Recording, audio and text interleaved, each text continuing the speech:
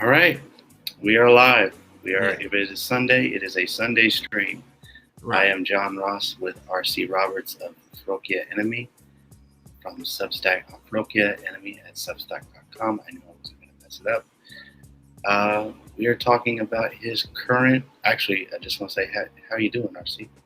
How am I doing? Well, it's a it's a Sunday. Yeah, Yeah, no, I'm relatively irritable as I usually am. right. Just many things to complain about, many things to Well, discuss. it's okay to be irritable. You know, we all get the times. You can't Trust tell, me.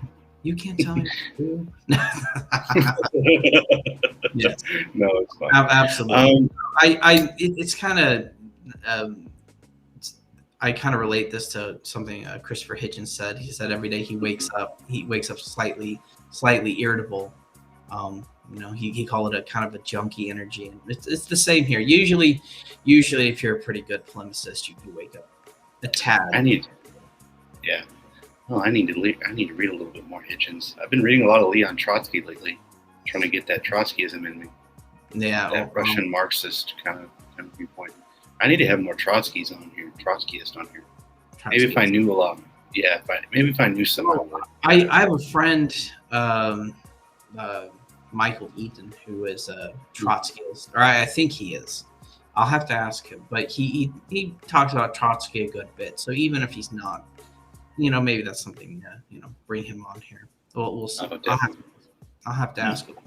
I myself am not really much of a Marxist or a communist. I am a fellow traveler, so I agree with you guys on a variety of different things. But that is neither here nor there. Well, fellow travel is good any day. We need a lot of fellow travelers. We need a lot of people that we can bring to our side in a very good, positive way. All right, so I'm going to share this article for the first time. Sharing my screen. Hope you can see it. Maybe put it picture. There we go. We are going to scroll up because this is RC's new article from Ferocia Animi on ferocia.substack.com. By the way, I tried last week to post it in the link, the description link for YouTube. For some reason, it wasn't letting me. I have no idea, but I'll try to get on that. Obviously, it's because of my incredibly radical views. YouTube is trying to silence me. Yeah, we're gonna have to have free speech. We're gonna have to have one of those ridiculous campaigns like the far right, where everybody takes pictures with tape over their mouth. Those were the days. So, as many of us know by already, that yesterday was 20 years, 20 long, painstaking years since terrorists attacked us on September 11th, 2001. Just kind of a forewarning, I was 9. We talked, RC and I, before we went live. I was 9. You said you were 7. I was in 3rd grade. It was our school picture day, and we got word that the first tower hit just before we got our pictures taken. But anyway, that's kind of a clear view. Well, I'm glad you warned our readers that you were 9 years old. Yeah. Terrible 9-year-olds. Very, very scary.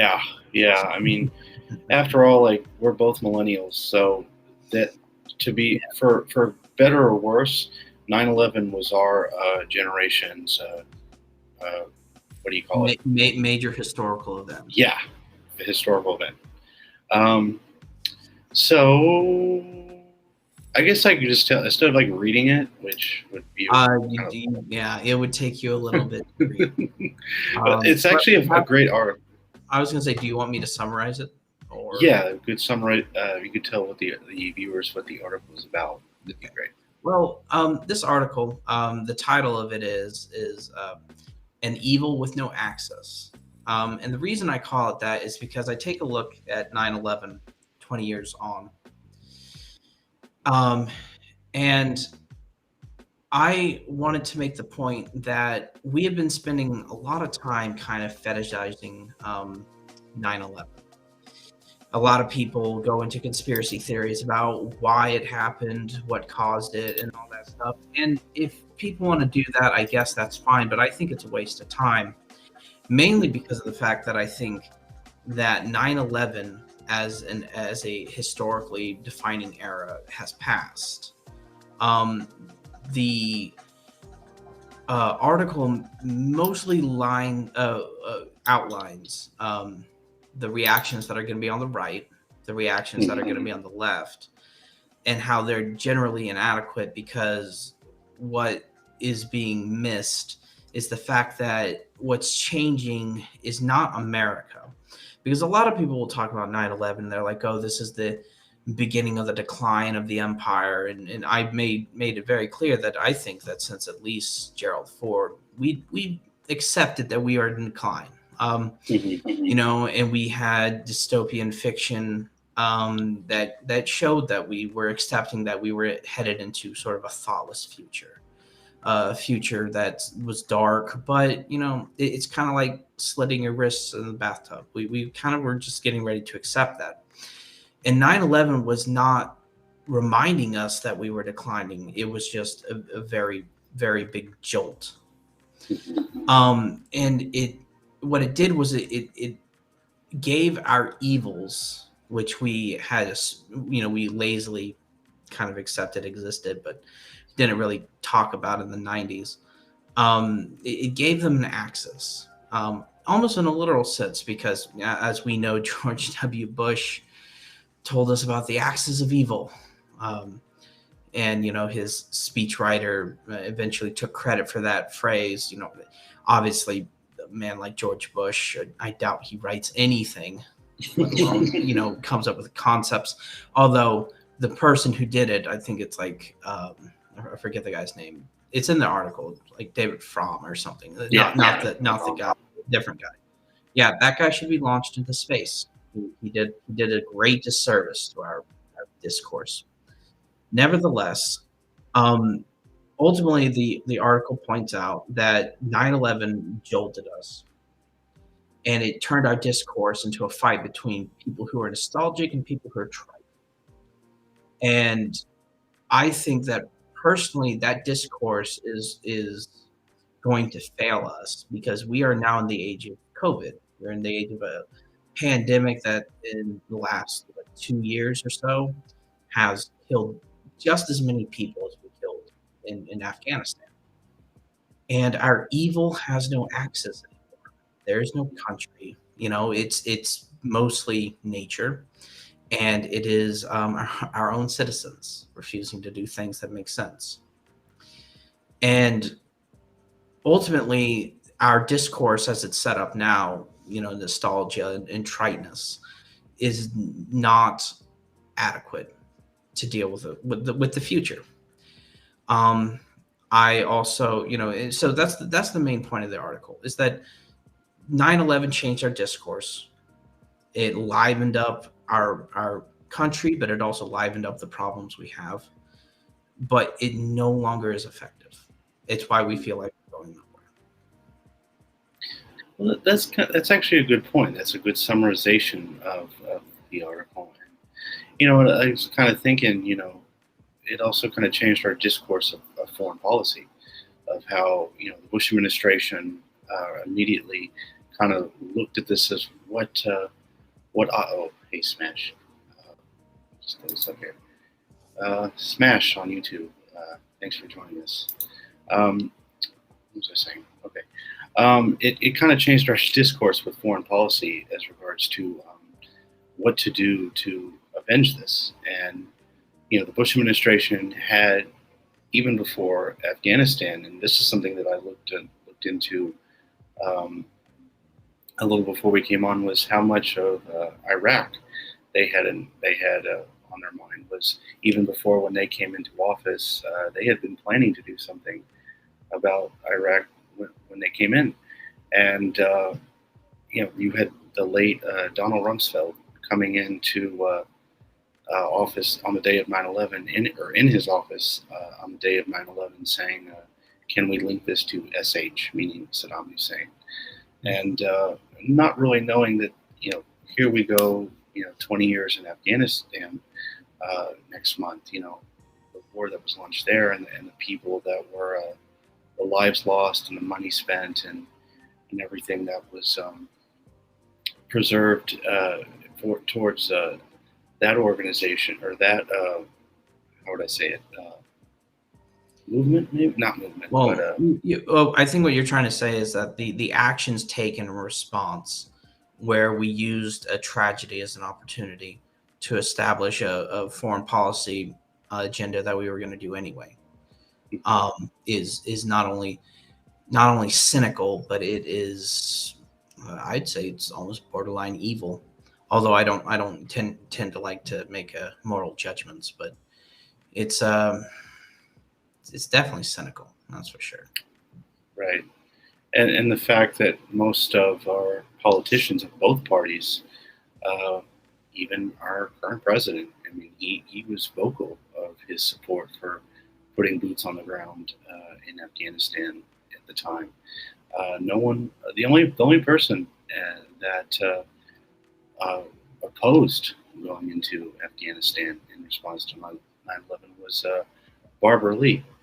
And if you wouldn't mind, I'd like to play the opposition clip as it Certainly, was. yeah. Okay. Absolutely. In fact, if I had known I was going to play it, I would have searched for it. So if you give me one moment, and Yeah, no. if you, I was going to say to take up time while you're finding the video. Um, Gore Vidal, who I enjoy going back to, Mhm. consistent, said that the United States has one party. It's the property party. It has two right wings, and I like to take that analogy a little bit further. And we definitely we mistaken vertigo for progress. Mhm. But we're just kind of going in circles. We've got two right wings. Mhm. All right, I think I found it, and screen share here. Oh, wait a minute. I've already screen shared, so I can't screen share again. But you know what? I'll put a link down in for the viewers if they want to watch it. But yeah, basically, Barbara Lee, ranking Democratic member of, I believe, in Congress. She was Congresswoman at the time on September 14th. Basically said, "We're not. There's no. We cannot bring our resources to go into Iraq. I mean, we can't be using we can be using grief, we can be using we can grieve, we can we can't act impulsively, if you get what I'm saying, by putting boots on the ground in Afghanistan so quickly Right. without knowing how things are going on. So Right. if if you if this is making sense, if you could give me your take on sort of the even though we were both young at the time, but looking back from a history point of view, uh, your thoughts on the lead up to Afghanistan. Well, the way I see it is, and this is actually a part of an article I had written earlier, called Saint Mark in Afghanistan. Because when the troops were pulled out, you had every article, every type of topic, from unfinished business to discussing the state of women's rights in Afghanistan, to people talking about how this was a sign of the evil of the United States of America. Kind of like somebody reading a zodiac chart. And so I was looking at it, and very often we flatter ourselves. So we say that the United States of America is a parallel to the Roman Empire. And I don't think that's correct. I think we have far more in common with the Venetian Republic, which was a republic in all, in name. And kind of like us, that definitely, there was definitely an oligarchy and such things. And a lot of people looked at Afghanistan and they saw us retreating, and they thought we had failed. And the failure was either a sign of, our great evil, or it was a sign of our cowardice. For me, I think we left, I take issue with people who are too congratulatory with Biden on taking out troops, not because it didn't need to be done, but because I don't think he did it for the reasons they think he did. I think it was a lot like what the Venetians used to do, where they'd go into a place, for example, like Constantinople, and they would plunder, and they would just plunder it, and once it was done, they left. And I think we did the same thing with Afghanistan. I think our leaving is not only politically expedient, although it's proving to be a bit of a liability for Biden, but not only is it politically expedient, I don't think there was anything else for us to take. I think us leaving, can be under the illusion of the graveyard of empires, but ultimately, I think it's because we got what we got what we came for. And so ultimately, what that means retrospectively for me is that I see the Afghan war and the Iraq war, the war on terror, as not a major issue or major change in policy, but a continuation. Right. And I think, I don't think we empire build. I think people like Michael Moore who talk about, oh, they're trying to build a state. People for a while there, if you remember when we were younger, people were like, oh, they're trying to make Iraq like the 51st state or whatever. And it's like, well, no, that's not what we're doing. We're raiding other people's resources. And so ultimately, I just think that 9/11 was a cross between countries being fed up with us taking our resource or us taking their resources and us using their frustration as an excuse to take resources, which is a bit right. And again, trying to, for lack of a better word, brainwash people in believing that the war was reasonable and that we should try to reach out to the Afghans and the Iraqis to build a country, if you will, in America's image and not in their own. Right. And as far as the Taliban goes, again, I have to watch. For those who probably heard about it, the Netflix docuseries Turning Point about the 9/11 attacks and then the events leading up to it. Again, with Afghanistan, RC, we were talking about it before we went live. And there's a scene in the movie, or in the series rather, of young Afghan soldiers, men and women, saying, "We're going to topple the Taliban." These are Afghan soldiers that are of a new generation that are obviously post 1979. They're saying we're gonna defeat the Taliban and we're going to topple them again, but we're going to topple them by ourselves. We're not going to topple them with American help. And my thing is, that's what should be done. That's how it should.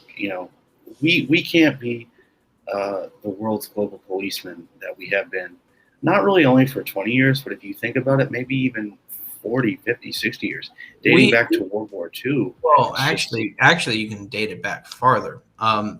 We have had a long history of foreign interventions since, at the very least, Theodore Roosevelt. When we were, we went after Spain under false pretenses, and we did it mostly to maintain control of the the North America and South America, as well as getting a foothold in Asia. And since him, this relates to another story of Gore Vidal. He was talking to Alice Roosevelt, who was the daughter of Theodore Roosevelt, and I think it's like Alice Roosevelt Longsworth, I think is the name.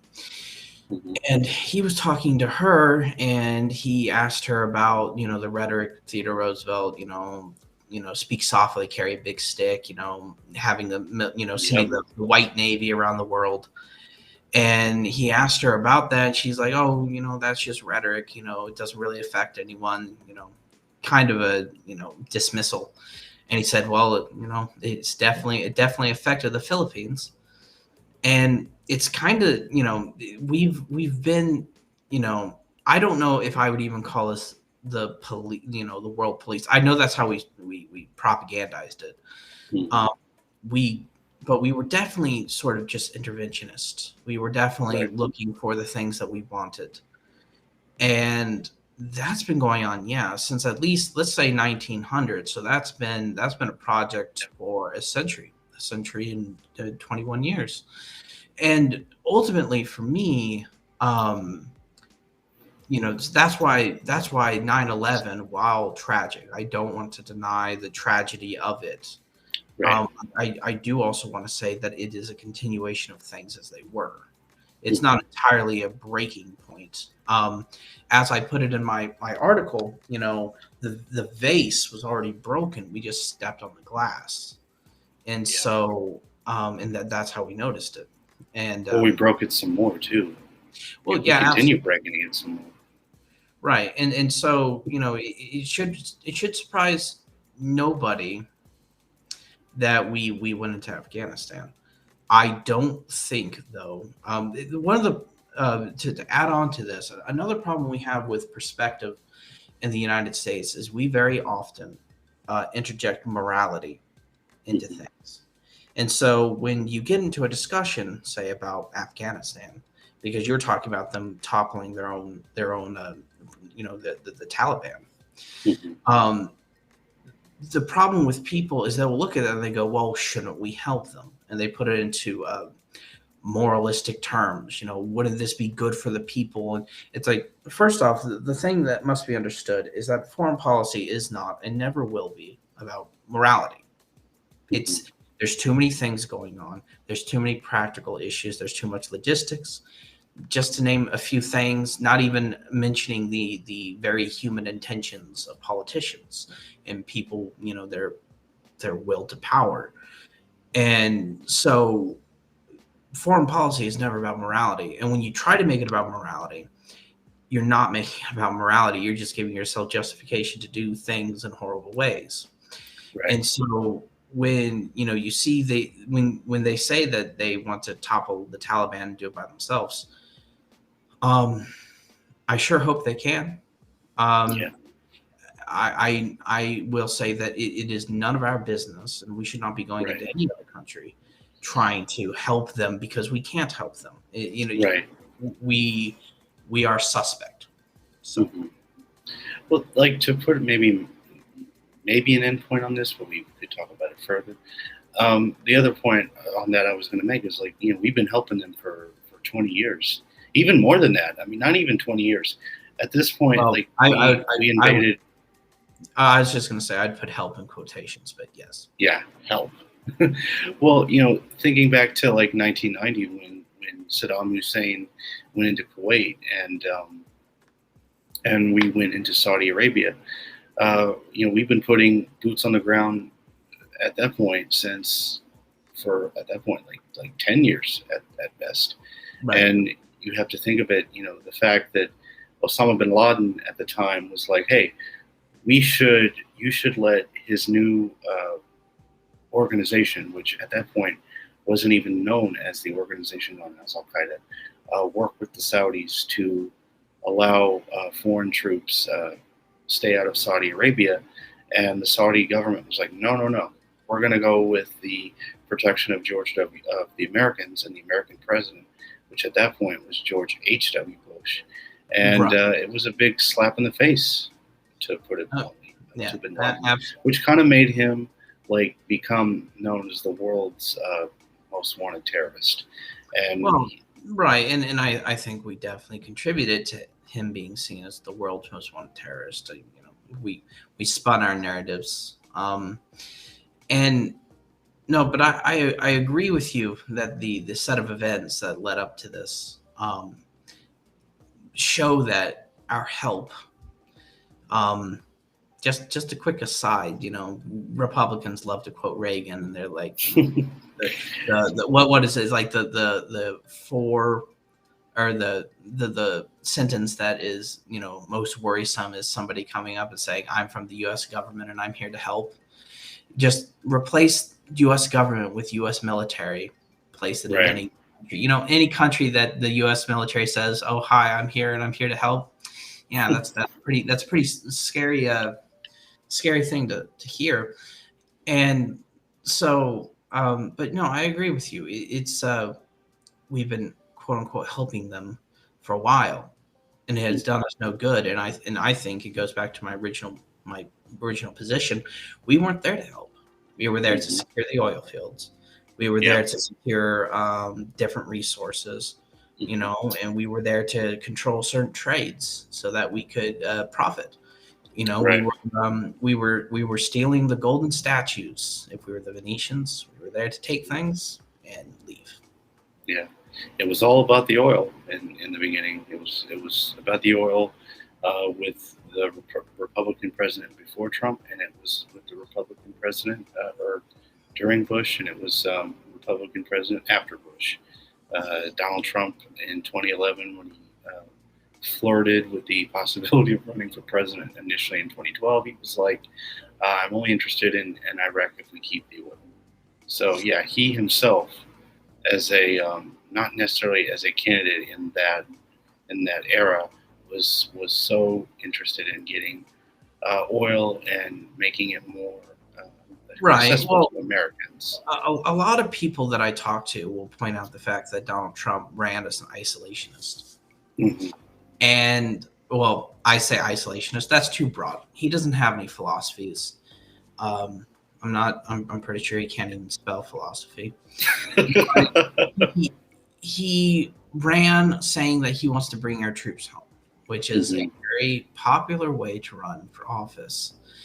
And a lot of people, and I refer this to people on the left too, because there are people I've talked to and listened to who like to point this out as if it's a secret or controversial. But they will point out that he wanted to pull troops out of Afghanistan, or he at least ran on it. And Hmm. and I like to point out to them, it's like, well, first off, how is it that a candidate, we knew before Trump ran for office, we always knew that there was the promises you make on the campaign trail, and there are the things that you do in office, and they are always, almost always different. But yet when Trump ran and then afterwards here, people have said, oh, he ran as he ran as this candidate or whatever. It's like, well, did he pull troops out? He did not. In fact, he used that extremely large bomb on, what was it, Syria? He Yeah, just dropped a yeah, it's massive definitely bomb. Syria. Yeah, and he was, as you pointed out, he was definitely interested in the oil fields. He may have wanted to reduce what we were doing, and I think the reason he wanted to leave Afghanistan, again, I think it supports my original position. I think he realized we were done.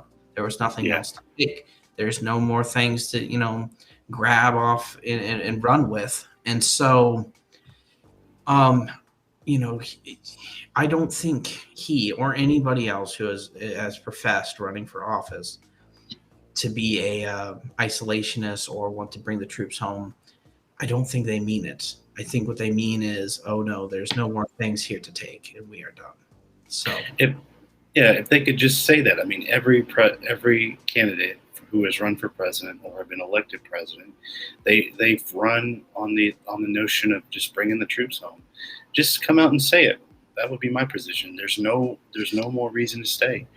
Um, I guess the consequence of this pulling out of Afghanistan is obviously the Taliban is back in charge. Again, the women that are there have to abide by Taliban laws, which they had to before the Taliban was toppled. And again, the military, the Afghanistan military, they've vowed to topple them yet again. But again, it's like how much more do you need? You know? right, and there's a slight critique, I think, of the position of worrying about women in Afghanistan, and it's a small critique. It doesn't necessarily change the general intention, but I would argue that very often the West will look at other countries and we will impose our view of culture onto them. And that's not to say that we should be okay with countries that don't accept, certain human rights. They're still wrong. But when, we talk about, oh, well, what about the women? It's like, well, you realize that Afghanistan has its own culture. It's not a very good one. But I guess I should put it this way. We shouldn't be so high and mighty about our position, because our military intervention has nothing to do with changing the culture of Afghanistan. Mm-hmm. And, Afghanistan, before we even showed up, was a thriving democracy at one point, or, well, maybe not democracy, but it was definitely it was thriving. Yeah, it was thriving. There's pictures in the 1970s, and women weren't wearing, headdresses and stuff like that. And it's like, look, if they can do that on their own, they can do it again, and they don't.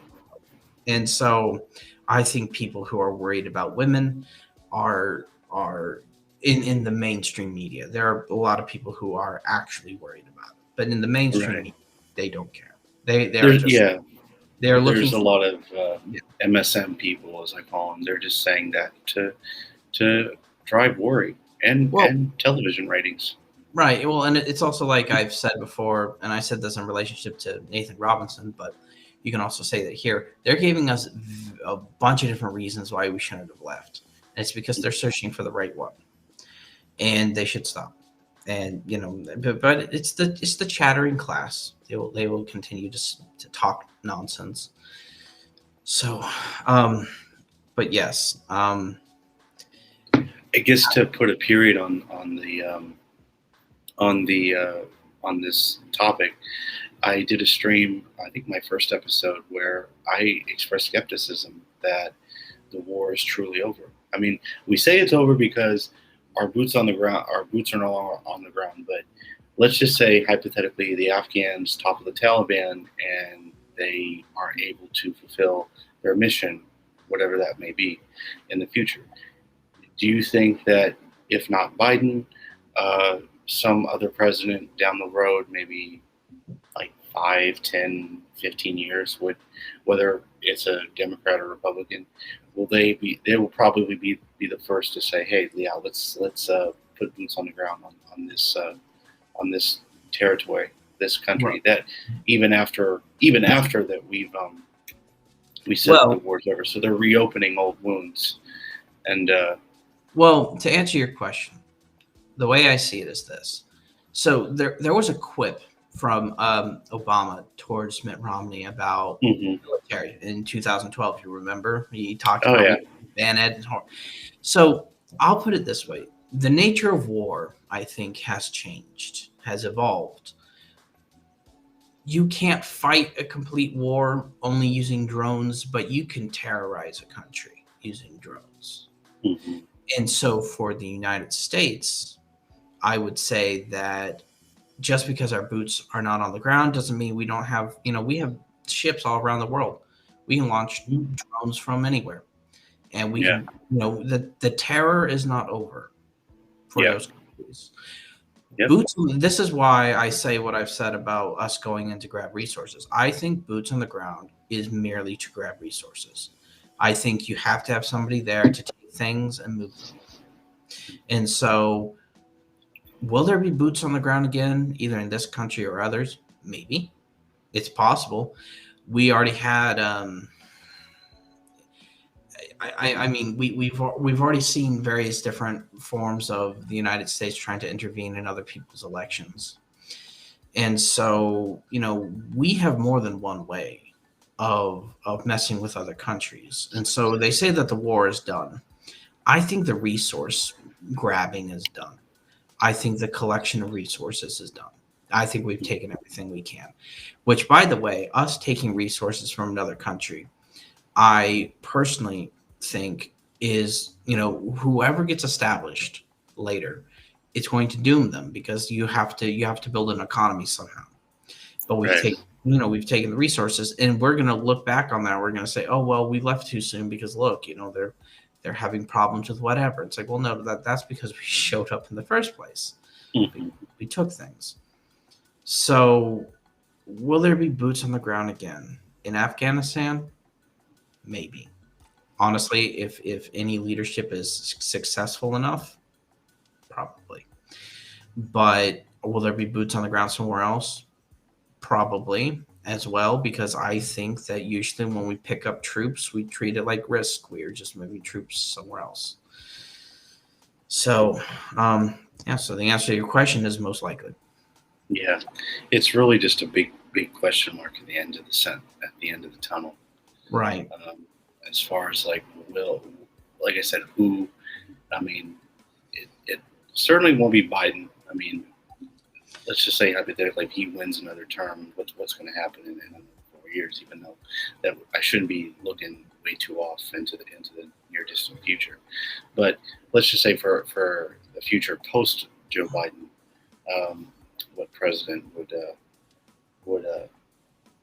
decide to use military force, because they all do, no matter how they state on foreign policy and military issues, they tend to think rationally.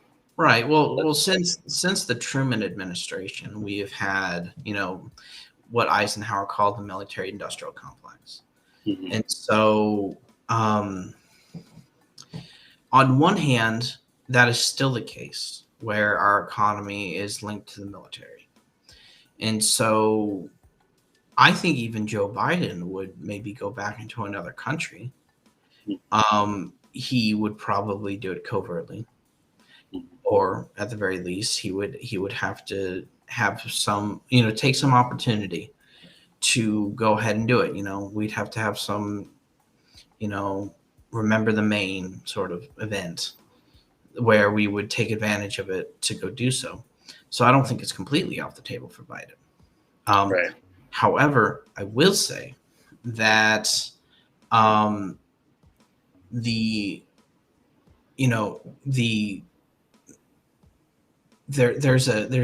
a slight change, I think, and the only way I mean that is I think the United States before Trump worked a lot based off of prestige and in just reputation, where I would argue probably since Clinton, where we don't have the resources to keep going into every country and doing stuff. We have our own issues. Our economy, I like to point this out to people. People will talk about, well, we're going in debt and we're putting all that money into the military. It's like, well, that's what happens when an empire goes into decline. They can't be prosperous. They can't provide for their citizens. They can't fix the infrastructure. And so what do? They go into debt to make sure that they have the biggest, baddest military so people leave them alone while they shrivel up on the inside. Right. And so that's where we're at right now. That is the debt military pipeline. And for me, what that means is that Biden could go back into another country at any time.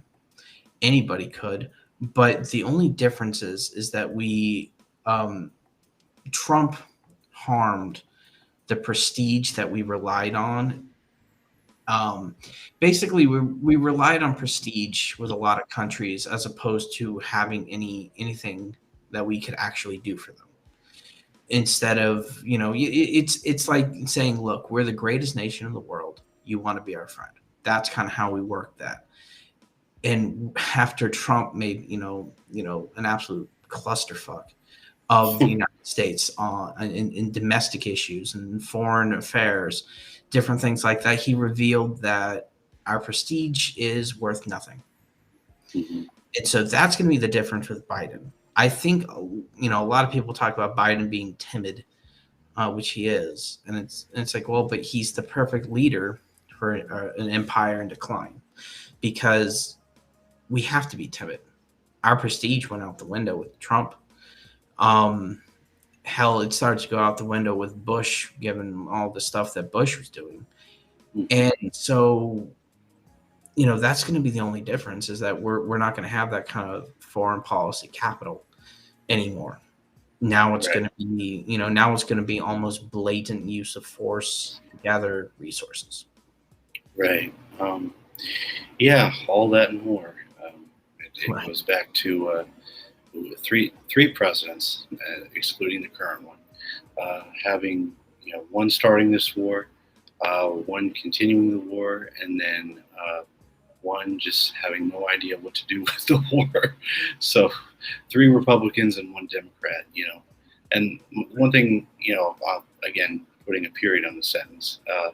With Obama, it's like he made that promise of 2014, we're going to bring all the troops home, and then it didn't happen. And then he tossed it over to his successor, which of course was Donald Trump. And Trump didn't do anything. And it's like, well, was it just all worth it? It was mainly worth for nothing. And I would say that they seem to replicate in all ways, but literally, George W. Bush's mission accomplished moments where he said mission accomplished and we stayed. And I feel like for them, it would have been different. It would have been a banner that said the troops are coming home and, no one's there. And then, Trump would be talking about how the banner feels in his hands. But nevertheless, I find that to kind of sum up very almost crudely sum up my position on how I see the government in general is I think that when a government is created for a civilization, it is in debt to its citizens. Right. It owes them for them being a part of the nation. And our government has a debt to its citizens. Its citizens are dying from COVID. They're dying from lack of health care. It's dying from, infrastructure problems. Our nation is having problems with, say, for example, we could have public transportation and handle the climate crisis differently, but we don't. And it's because if you want to be a civilization, if you want to be a country, the government has to give something to individuals. Yeah. And the reason it gives us war is it thinks that we are easily placated by shiny things and explosives. Sometimes we are. America, Ambrose Bierce, I think I'm saying that correctly. Ambrose Bierce once said that he had he had a dictionary with definitions, funny definitions for words. And in the word war, his definition was war is war is God's way of teaching Americans geography. So do you have that? Found it? Okay. Yeah. So I was able to screen share. This is so before I'll just kind of give a disclaimer. This is September 14th, 2001. Representative Barbara Lee. She is, I believe, Congresswoman from California. She was I call her the one lone wolfer to stand up before a congressional, not a congressional committee, but the House and the Senate, and say, no, we cannot use our grief to impulse going into putting our boots on the ground. So kind of summing up for what hopefully what was discussed here. So okay, and give a little snippet of it. From California, Miss Lee. Gentlewoman from California is recognized for a minute and a half. Thank you, and I want to thank our ranking member and my friend for yielding. Mr. Speaker, members, I rise today really with a very heavy heart, one that is filled with sorrow for the families and the loved ones who were killed and injured this week. Only the most foolish and the most callous would not understand the grief that has really gripped our people and millions across the world. This unspeakable act on the United States has really forced me, however, to rely on my moral compass, my conscience, and my God for direction. September 11th changed the world. Our deepest fears now haunt us. Yet I am convinced that military action will not prevent further acts of international terrorism against the United States. This is a very complex and complicated matter. Now, this resolution will pass, although we all know that the president can wage a war even without it. However difficult this vote may be, some of us must urge the use of restraint. Our country is in a state of mourning. Some of us must say, let's step back for a moment. Let's just pause just for a minute and think through the implications of our actions today so that this does not spiral out of control. Now, I have agonized over this vote, but I came to grips with it today, and I came to grips with opposing this resolution during the very painful yet very beautiful memorial service. As a member of the clergy so eloquently said, as we act, let us not become the evil that we deplore. Thank you, and I yield the balance of my time. Gentlewoman's time has expired. Gentleman from Illinois. So, yeah, that last part, first of all, could you hear that, by the way? Yes, I could. Yeah, I could hear it. Oh, I think you have some audio issues. All right, hold on. Hello? Can you hear me?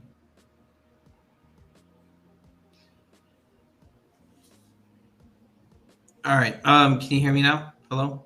Oh, still can't hear you. Uh-oh.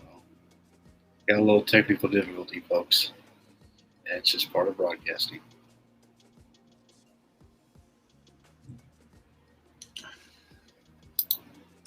Okay.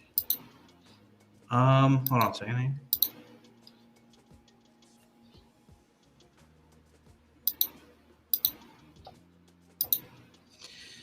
Okay, how about now? Yeah, I can hear you. Okay. I actually want to go back to this.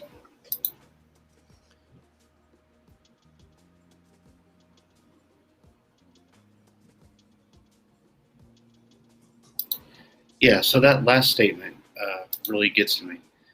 She said, let us not become the act of the evil that we deplore. First of all, before I hope I shared the audio with that. Were you able to hear that whole speech? Yes, I was. I was able to hear it all. Oh, I still can't hear you. Hold on. Wait a minute. I think it's something on my end.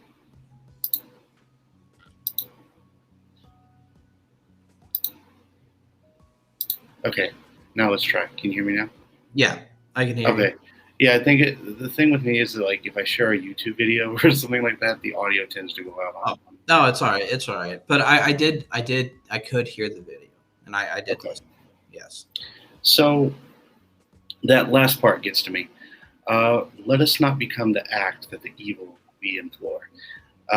Again, this was September 14th, 2001. I believe 4 days after 9/11. Barbara Lee, the ranking congresswoman in the House and Senate in the Congress, said, "We shall not go to it." She voted no authorization to go into Iraq, or into Afghanistan rather, just because of our grief and our the way we're feeling. Doesn't mean we should act impulsively. Those are my words. Just using it in my own way. Right. Again, I kind of want to get your feelings on that speech and your reaction. Well, it actually makes me think of a criticism Christopher Hitchens had of Bill Clinton, saying that he was using the bully pulpit in the office of the presidency as a form of therapy. And it seems that the United States of America uses the military at points as a form of therapy. And that is definitely something we should avoid. I'm not sure where I stand on her use of morality as a reason. Only in the sense of this. If you've ever read there's an English philosopher named John Gray, and he has a book called Straw Dogs. And he goes in depth in one of his chapters about ethics, and he talks about how ethics is usually a form of convenience. We don't have moral principles or ethical principles. We have them as a convenience, and when they get in the way, we stop listening to them. And he gave various different examples of Christian nations that went colonizing, as we all are very aware of. And so I think that she pointed out that we don't want to be the evil. We don't want to basically manifest or commit evil like the evil that was committed against us. Mm-hmm. And yep. It's a good turn of phrase. But I think I would say it's just as much an attempt to reach the American voter as was the propaganda used for the war. Mm-hmm. And that's because America as a nation is very, very moralistic people. They think that I'm going to paraphrase H.L. Mencken here, but every American thinks that there's a right and a wrong way to live, and he thinks that most of his citizens or most of his fellow citizens are living the wrong way. Mm-hmm. And so the strain of morality within the speech was something that it almost seemed useless. I'll be honest with you, because it's kind of a way of dealing with an issue without dealing with an issue. Because what should have been done was better arguments should have been made. And for example, I know we didn't know a lot, but I do know that most of those congressmen and congresswomen had been through various situations where the United States has used the military before, and they should have seen the pattern. They should have realized that 9/11 was not a major event that changed everything, but it was an event that was major that allowed for the continuation of things. Right. And so when she went up there, she should have maybe pointed out the fact that there are various different reasons that we are, I agree with her saying that we were using grief to justify military action. That's a good point. And she should have pointed out that basically what was going to happen was the grief of the nation was going to be turned into, kind of a military fuck up. It was it was going to be turned into taking somebody else's resources. And so, that's my thoughts on the speech. Is I kind of think the high-handed moral aspect could have been left out in exchange for talking about the use of grief as a way to continue, a form of American imperialism. But I do appreciate that she was the only one who stood up against it, because, right. A lot of people, talk the talk and they don't walk the walk. So, yeah, that's true. I despise most politicians, both Democratic and Republican. But again, I saw it on Democracy Now, and I was like, wow. I mean, right. She was right all along. I actually tweeted it out to her. I used the speech. I'm like, you were right all along, Representative. Right. That I give you props and I give you respect. So I think that covers much about Afghanistan. I think we've covered far enough of that topic to move on to something else. And I'm going into weird territory here because I saw your Facebook post yesterday about Michael Moore, and I see the look on your face. I have many enemies. Oh, you do? So I didn't get that last part. I was just saying that I have many enemies, at least in my own mind. So well, I guess this isn't really a way for me to turn you into a fan. But I wouldn't dare do that if you didn't want me to. But I'll put my cards on the table as far as my perception of him. I generally like him. I'm not a major fan, but I respect him enough to watch his movies, and I think he's done some excellent work. I know he did the screening for Fahrenheit 9/11, in commemoration of this 20th anniversary. I actually have to say, when I'd heard of that movie for years, and I had not seen it until my first year of college in 2017. It was months after Trump had been elected. And it was in my U.S. history class, and my professor at the time had played the opening, I think the few opening minutes of that movie to make a point and relate to our history lesson.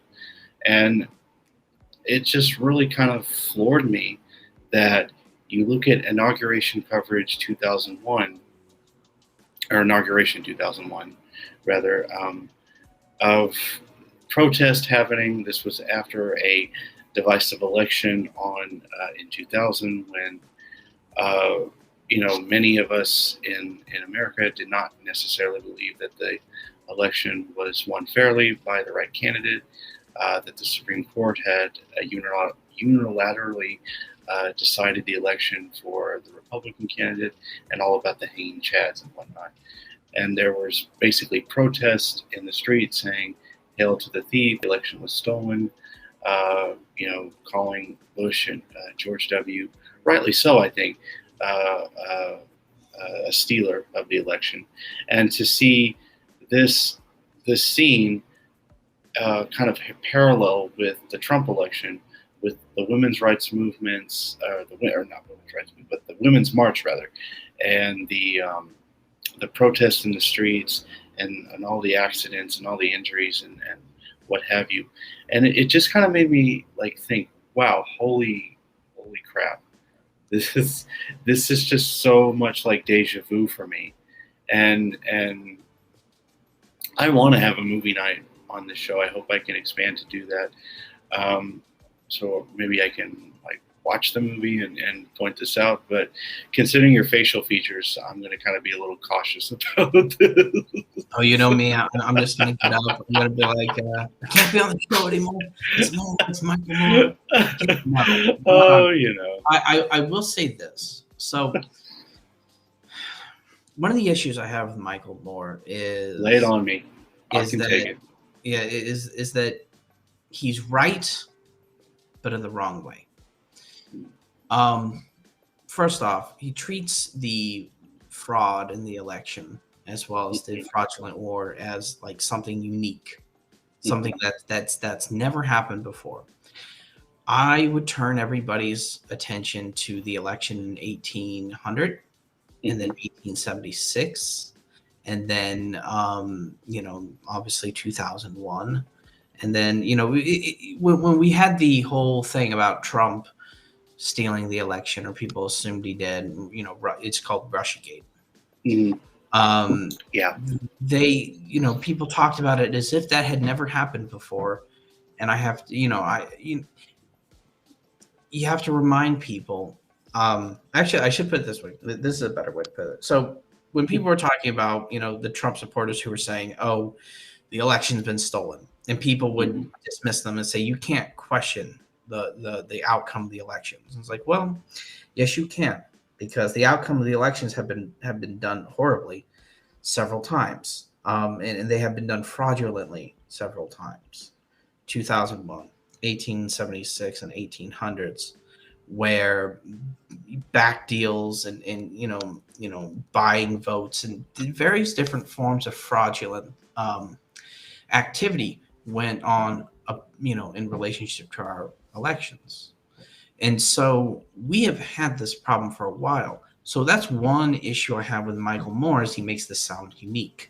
I find that a lot of so-called radicals, so-called kind of left radical people, maybe not leftist, but left liberal, let's say, will have a conservative bent that you don't notice until you do notice it, and you start to see it everywhere. And they go, well, we've never had this issue in America before.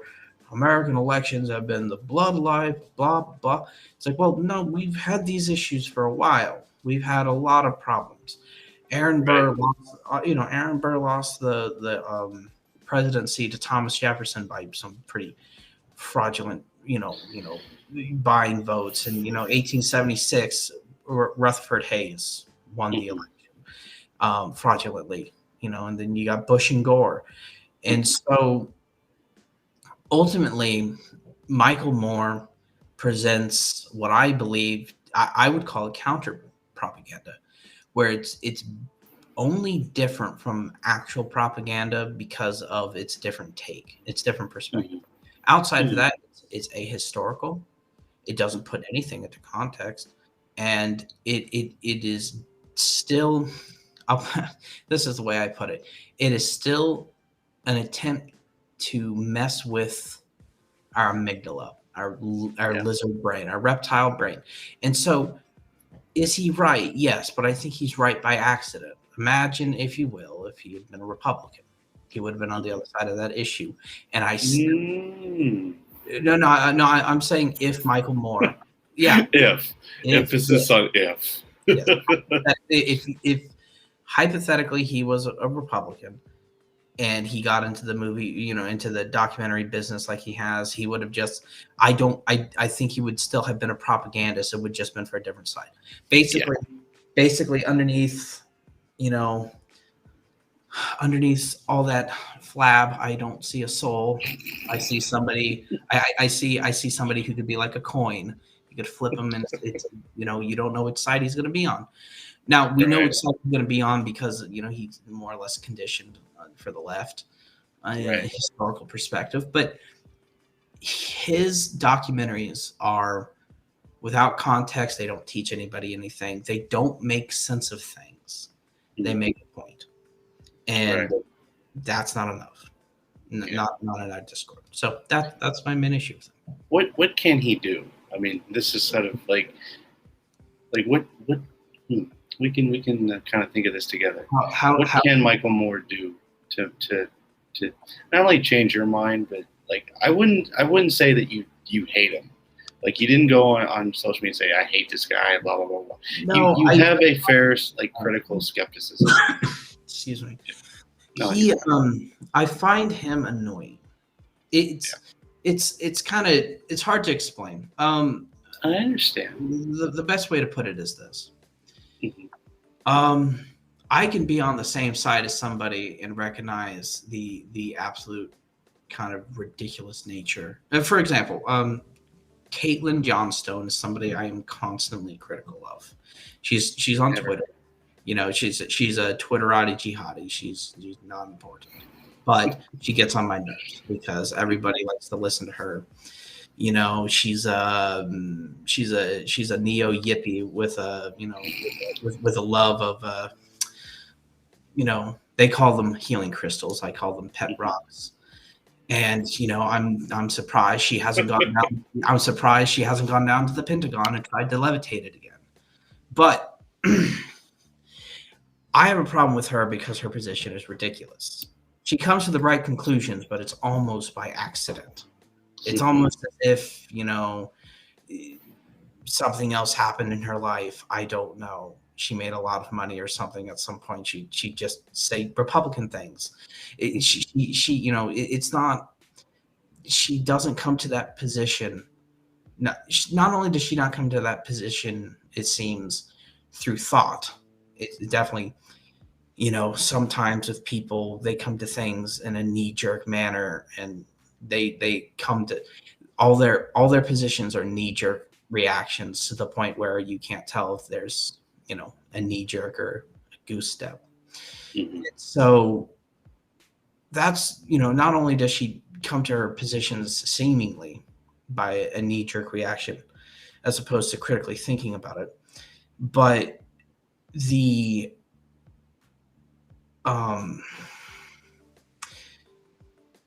approach, I think, hurts the left more than it helps. And that's how I see Michael Moore as well. He's annoying. He's on the right side. He's annoying. And I think when he makes bad arguments, or like that one time he went on Fox News with Megyn Kelly, and he was incredibly deferential to her. Oh, thank you for having me on. And like, what are you doing? Why are you sliding on your belly to talk to this, wig with a body? Why are you doing this? And so ultimately for me, it reminds me of a quote from Nietzsche, and I don't remember the exact quote, so I'm going to paraphrase. But a movement is more hurt by wrong arguments, wrong stances, than it is by any opponent it could ever have. Right. And so I guess it doesn't quite apply. They're not necessarily wrong, but they are thoughtless. Yeah. And so what could Michael Moore do? Well,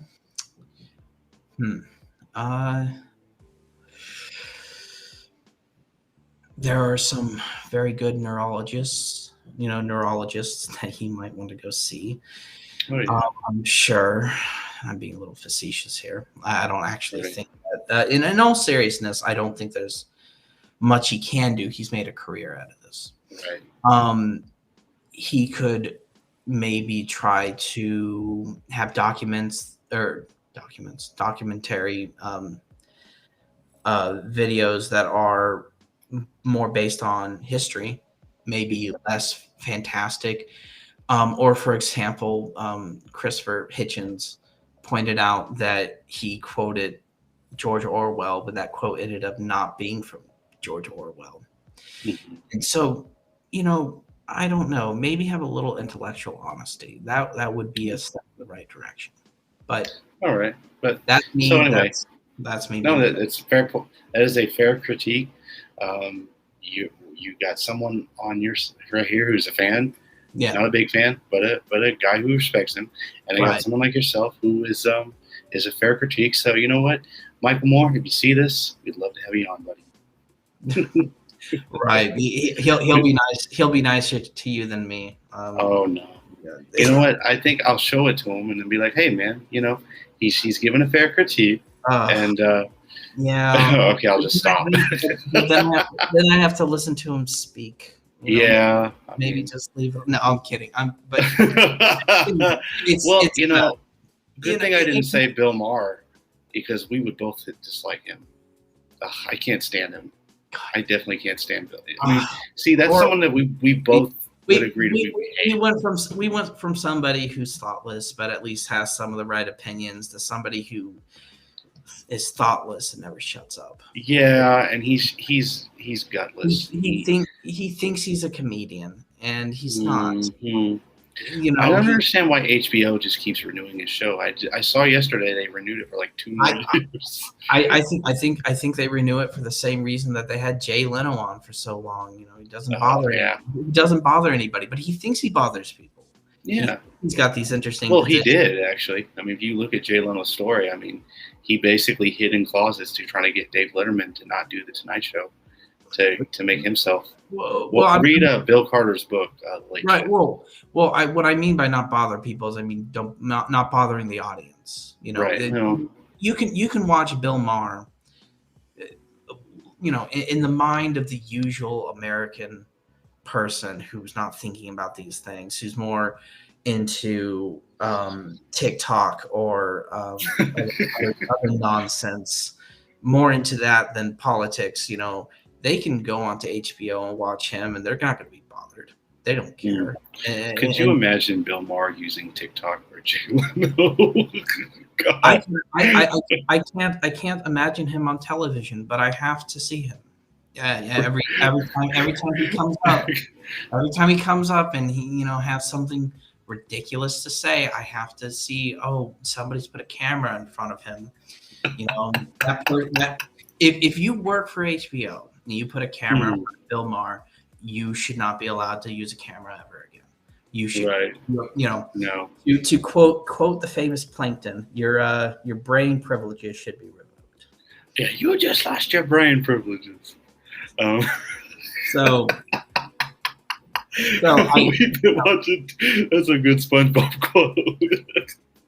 It is one that I feel the need to send to people on a daily basis. But I'm glad we went from talking about 9/11 to talking about SpongeBob. It's appreciated. you could replace the last season of Game of Thrones with this arc, and it would be a whole. Exactly. So, and I'm one who has never seen Game of Thrones, so I'm not familiar with stuff. I would everything except for the last season. Oh boy! So, well, I don't have HBO, so I'm not going to be able to see it. Don't torture yourself for it. It's not that good. It's not that good. It's not I think people put. It's funny because like people keep putting like different streaming shows from different networks on other platforms. So if I find it, I'll probably just maybe watch the first season. I mean, I've seen the clips though. I've seen like. It's not important. Like I don't know. Right. For me, it's not like I'm gonna come on the show every time and be like, so did you watch Game of Thrones? All I can say is like, well, it sounds like Lord of the Rings.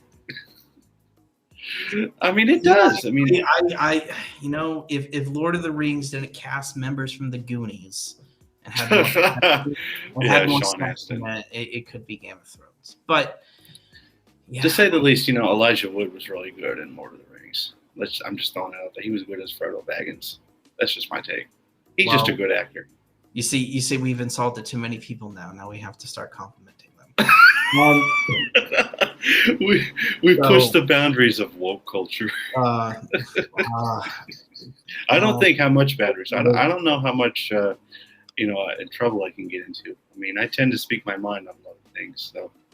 I don't bow to the whole. That's because we're from the Midwest. We've found that we're in the flyover states and we can speak our mind all we want and nobody's going to pay attention. That's the thing with us lefty Midwesterners. No one's really going to care or concerned. We can just say that's unfortunate. We have more things here than barbecue. I promise, but nevertheless, but so let's see. This went off the rails. We're going down topical. Take a ride. It was like a roller coaster ride. Yeah. Go to the top, and then we just went down. It's like one of those water. Well, I was gonna say, it's like going down topical, and you pull off on the haha lane. And just have But that's what makes the show more interesting is that we do things like this. If we just talk so much, like, it's important to talk foreign policy. It's important to talk news and politics and current events. But it's like also if we just keep talking in like a how do I say it, like a monotone way, we get boring. If we don't let our humor out and laugh and talk, and use it to relate to pop culture events, we're going to it'll be more interesting. So, right. I wish it could attract more viewers, but I take your compliment at face value. I am very interesting. No, I'm kidding. I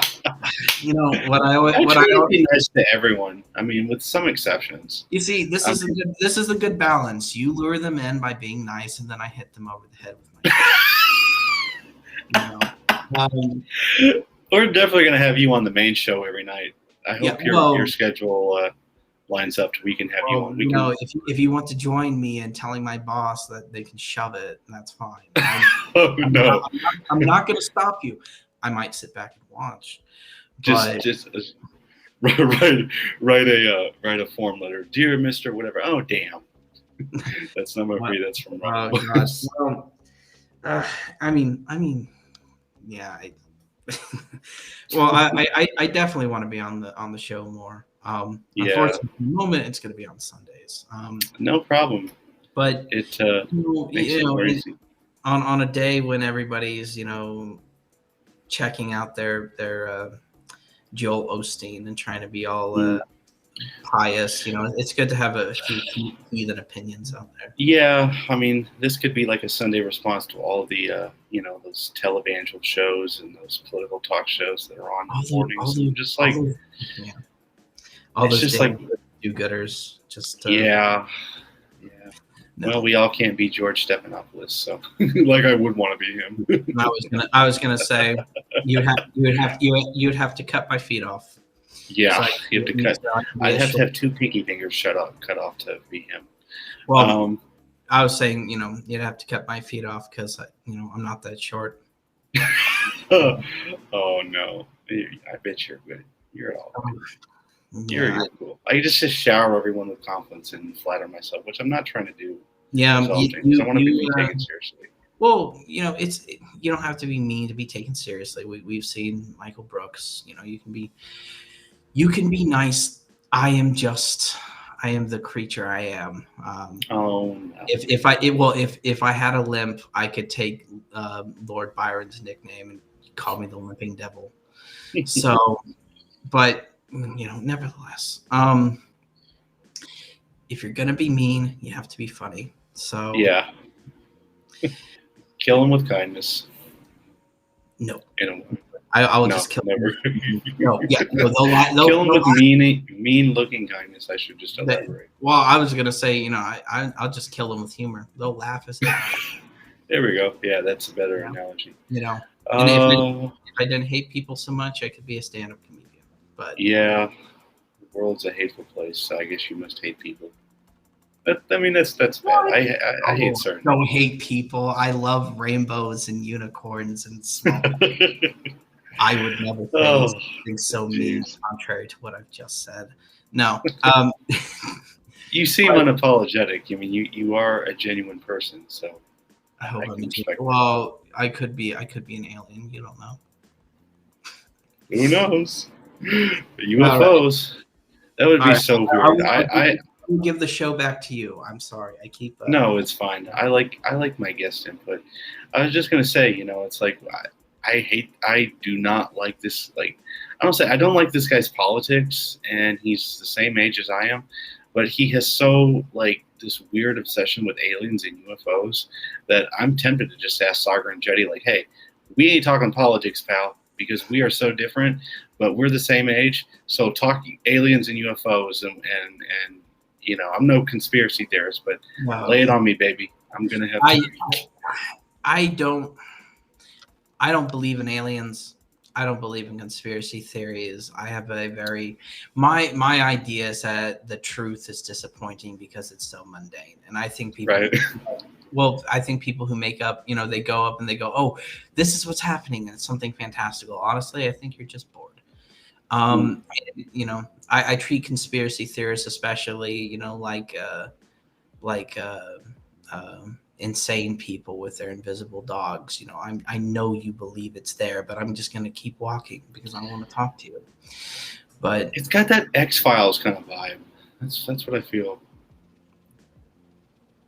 Perhaps, yeah. When I think of what's his name? David Duchovny. Yeah. I never know how to say his last name. Whenever I think of him, I think of Californication instead. So. Oh, I haven't seen that show. I've heard of it. Well, I'm a writer. It's about a writer. Yeah. It fits. Speaking of which, next Sunday stream, I'm thinking of maybe doing kind of going outside of the box. And he is a well-known writer in Hollywood, speaking of writing. He has written several shows like The West Wing, Newsroom, Studio 60 on the Sunset Strip, and many, many more. How about we do what if we do a critique of Mr. Aaron Sorkin himself? Drum roll. Survey says. Well, just messing with you. I gotta separate. I gotta separate my situation and my desire. I want to take a bat to Aaron Sorkin, absolutely, and I will do it on the show. But J. Andrew World, right? Yeah, of course. He's a great guy. He and I have been discussing me going on his podcast to talk about Aaron Sorkin.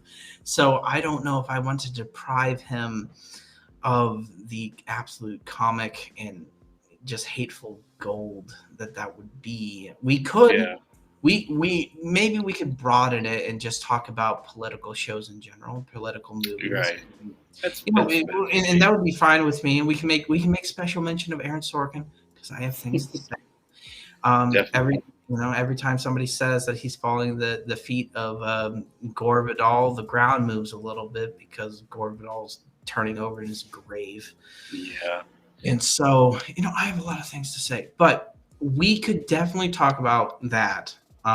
I'm not against it. And you know what? If we talk about it before Andrew World has me on his podcast, well, that's his fault for being slow. So, I put Andy on the spot.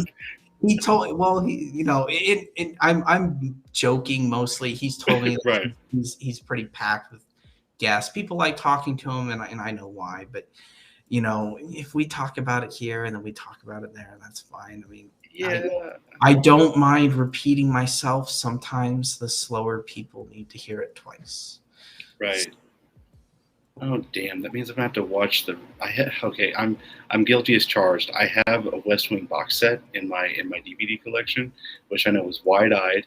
I also have the Newsroom. I mean, you know what I'm gonna do? I'm gonna watch it, and then we're gonna do a fair critique on it. So then you can just come back and give me a 1-2 punch in the eyeballs. Well, that's the final straw. I can't be on the show. No.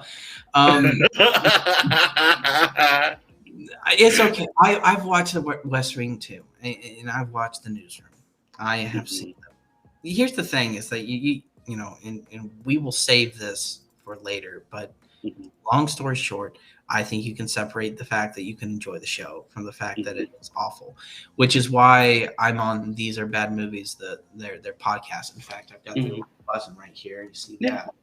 Oh, that is so awesome. That's why I'm on there, and as a recurring guest, thankfully for, I'm glad Amy and Amanda have me back on. It's always appreciated. We actually just got done talking about Gattaca, and they've released that on their Facebook page and for their podcast. But that's why I like talking with them, because that's kind of how I divvy up things. I see, you can find it enjoyable on a subjective level, and it can be objectively ridiculous.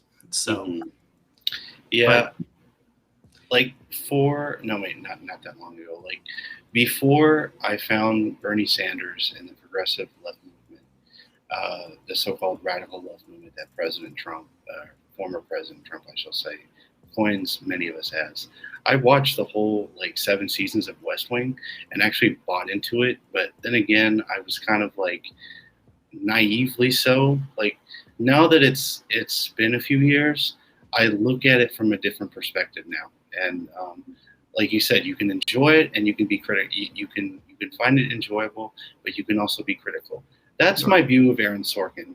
He's a good writer who does good stuff for TVs and movies, but his version of left politics is just so disastrous.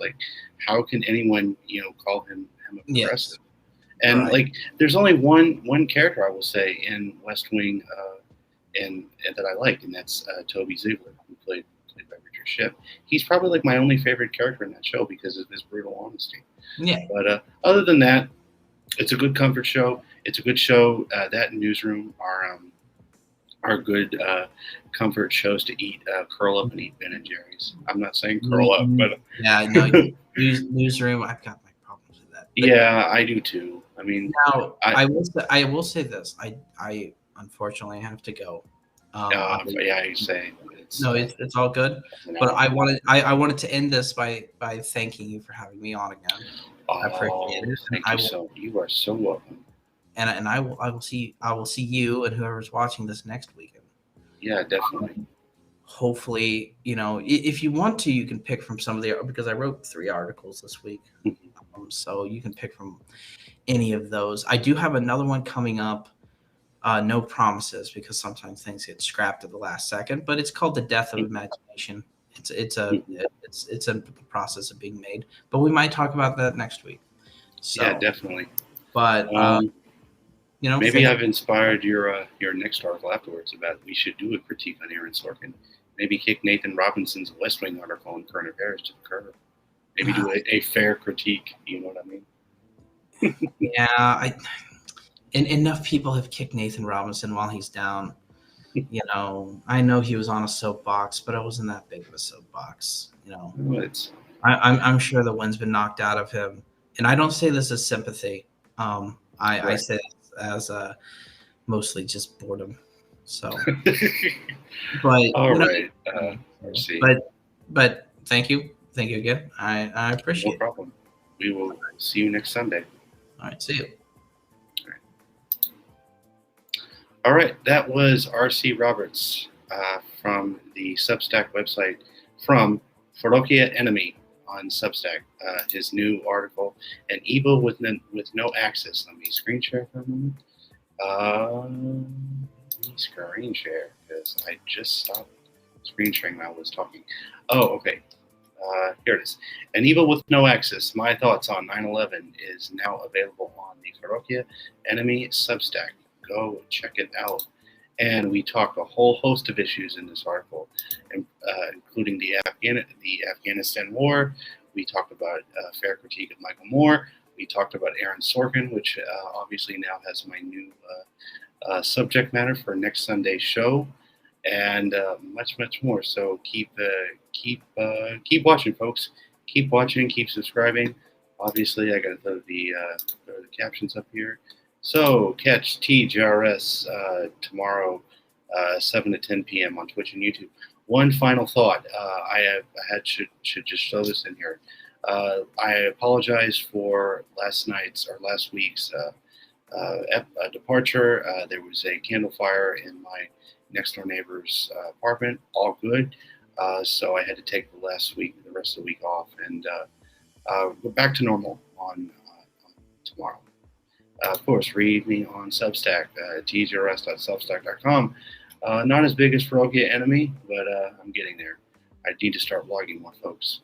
Follow me, Twitter, Facebook, Twitch, YouTube, all that good stuff. Hopefully, I will start the new TGRS official social media shortly. Please be patient. These things take time. And, of course, if you can, give whatever. Donate to the Patreon at patreon.com/TGRS. I don't give a damn how much you give. Just giving is giving, all right? And, of course, like and subscribe to Twitch and YouTube and all the streams. And I leave you. See you tomorrow. RC, thanks again. Read his Substack, FerociaAnimi.substack.com. Left is best. Rest in power to Michael Brooks. Rest in power to Ed Asner. And I will see you tomorrow. Peace.